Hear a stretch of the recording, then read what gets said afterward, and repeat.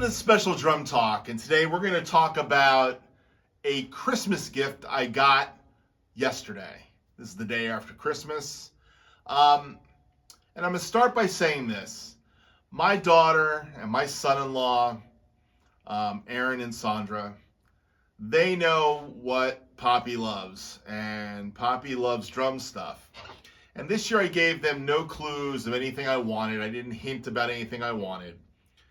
And so what I got this year was I was totally shocked because I never hinted I wanted it. I never mentioned this to Aaron. But my son-in-law is a drummer, and he saw these things on Instagram, and he said, I think Dad would like these. So they bought them for me. And what they bought me was drops, Tandem Drums Drops. Now, those of you that have seen them, I got a full set with a 40, 60 gram, 120 gram, and 200 gram mute. These are drum mutes. Now let's talk about these, because you've probably seen over the years my drum kits with different types of mutes on it.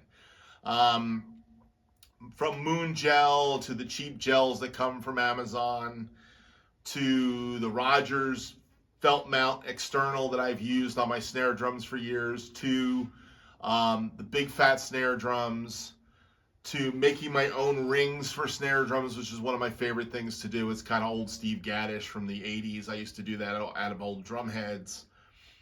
But a couple years back, I got into using these like little binder clips and using some orange felt.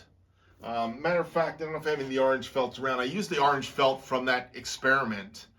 I actually use it on the bottoms of my snare drums when I put them over in the drum rack over there.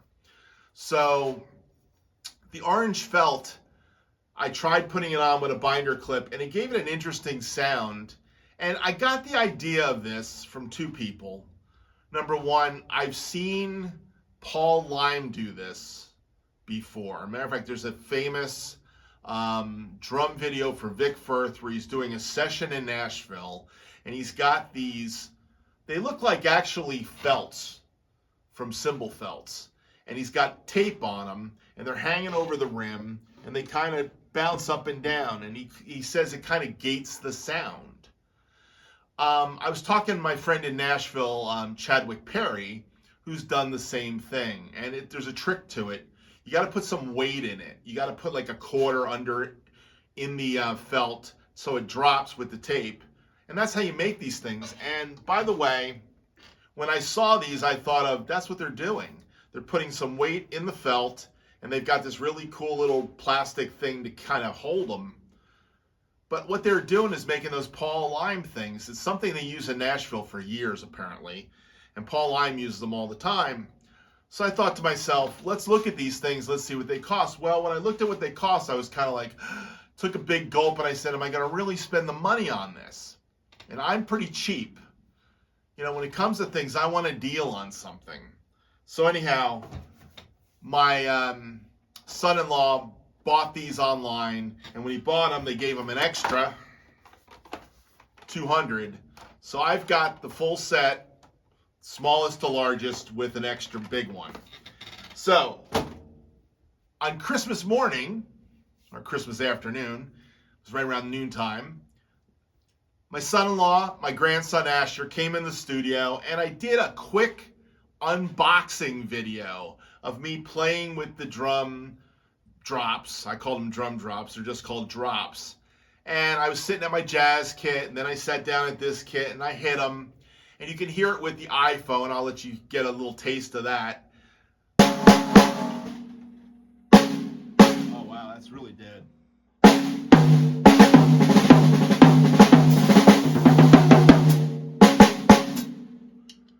So I really hear it with the heavier weight.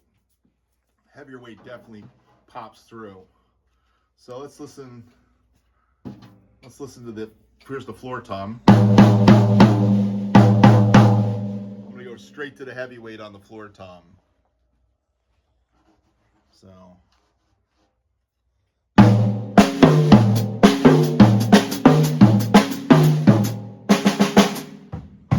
Really, the heavyweight really, you really hear it. But in actuality, I felt like I needed to do a true test. So this is the next day after thinking about how to do this. So I took a track from a band called Passage. And I'm using a track called Love Eyes, which was an Amy Grant tune, okay, that they did a version of. So I am only using the instrumental and the drums only for this video. I will eventually release a drum cover with the full drops on the cover, most likely, but I did both versions of it. And what you're going to do is you're going to get to hear me playing these drums with as wide open as these heads can be, by the way. I want to put a little disclaimer on the heads for those purists that watch my channel every once in a while. The 10-inch tom has no gels, nothing on it. I took all the moon gels off. The Vintage A, they're all Vintage A's, by the way. This one is the old Vintage A label on it, on the 12. But they're all Vintage A's, ambassadors I bought years ago. I put them back on the toms. But this 12, I took one little dot from the Amazon dots. And when you put them on the head and they stay, you don't take them off. So it's clear. You can't really see it. Some of you might see it. I left that on the 12, okay? The 14 has got one half of one of those dots. I left it on the 14. And then on the 16, I've got 1.5 on this. So there are 3 halves, and that's on the 16. So there is a little bit of muting on it. But I think what you're going to hear when you listen to the video is you're going to hear how these kind of have a little gate effect. Now the snare drum is my 6.5x14 Black Beauty. It's got nothing on it except it's a CS dot head on it.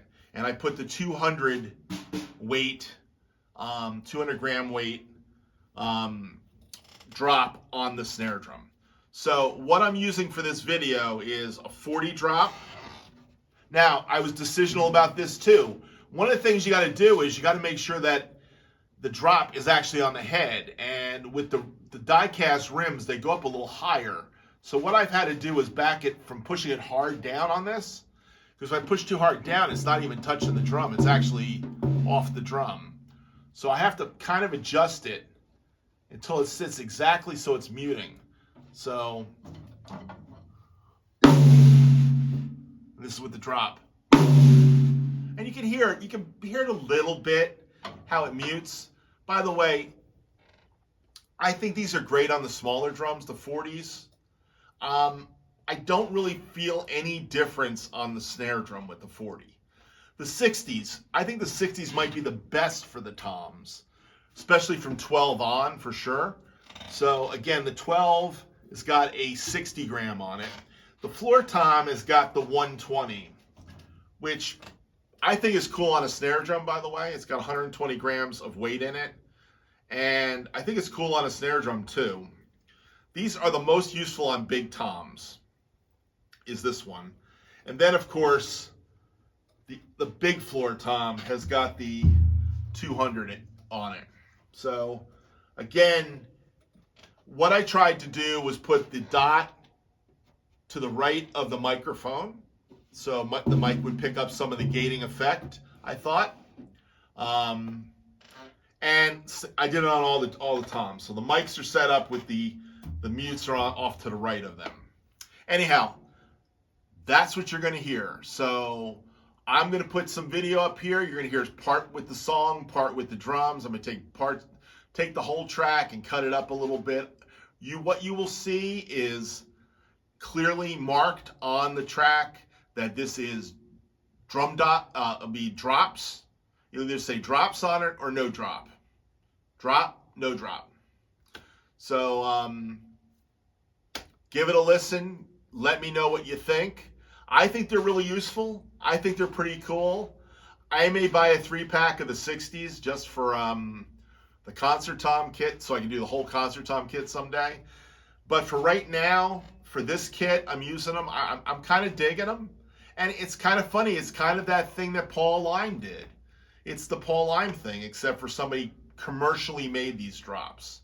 So you can make these things yourself. You take some felt, You know, you can you take a piece of felt, fold it over, sew it, buy some beads, put the beads inside it, sew the thing completely, and then take a piece of tape and hang it over the rim, and you've got a drop. And you can make small ones and big ones.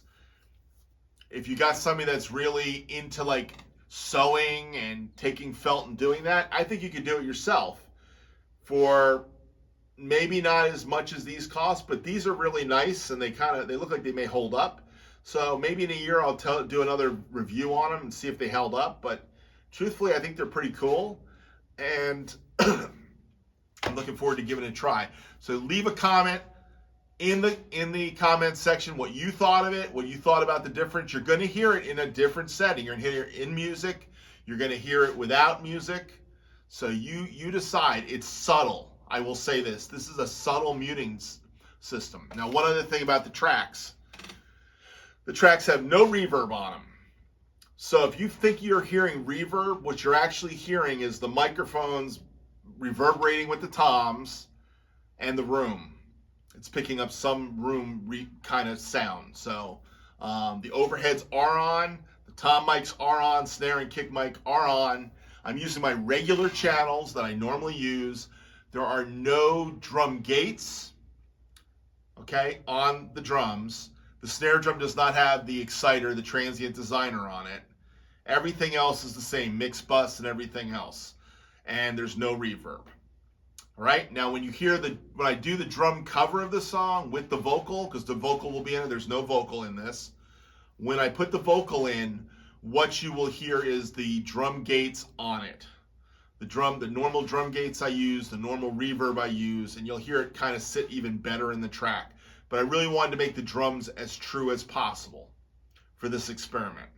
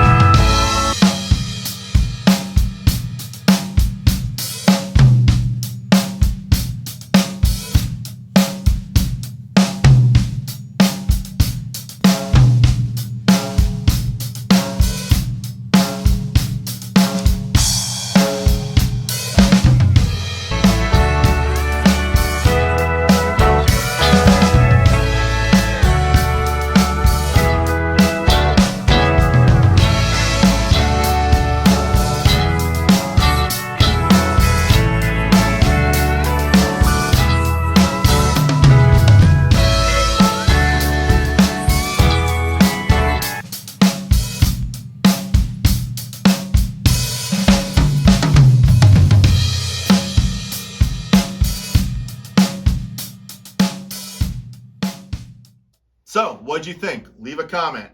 Let me know what you thought about drops. Okay? So take the time, leave a comment. And maybe we'll use that, one of your comments or questions, on the next Ask Earl Anything. All right? Thanks for watching.